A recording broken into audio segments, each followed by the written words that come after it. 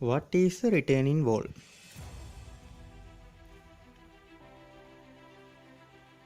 The main purpose of constructing a retaining wall is hold back soil mass. Retaining walls are constructed to maintain two levels of the soil as well.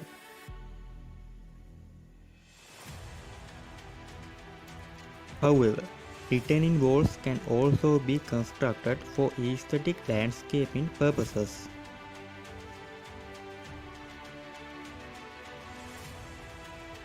In this picture, you can see four types of retaining walls, which are gravity wall, piling wall, cantilever wall and anchored wall.